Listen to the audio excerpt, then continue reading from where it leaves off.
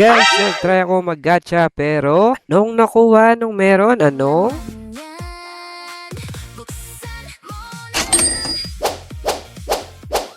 totoo ba yung mga gatsahan? Okay, let's go.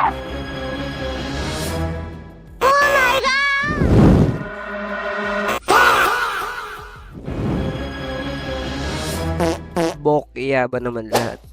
Open na lang natin yung mga packs.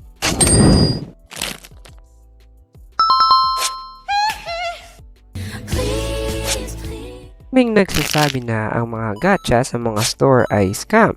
Kasi kadalasan ay dinalagdag lang nila yung mga cards na ayaw nila at binibenta. Pero I feel differently on this one. Tara, try natin yung luck natin. Let's pare. Pero kayo guys, ano bang opinion nyo about sa mga gachahan sa mga card store? Comment mo naman sa baba. Personally, basta trusted yung isang store, walang problema sa mga gacha kasi hindi ba mas malaking price na masuswertihan mo?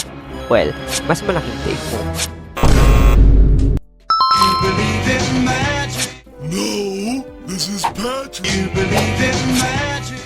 No, this is Patrick. Come on, pare. Sige na, pangatlong pack.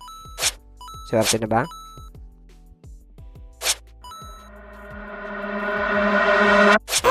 Pot, luha, at big hati.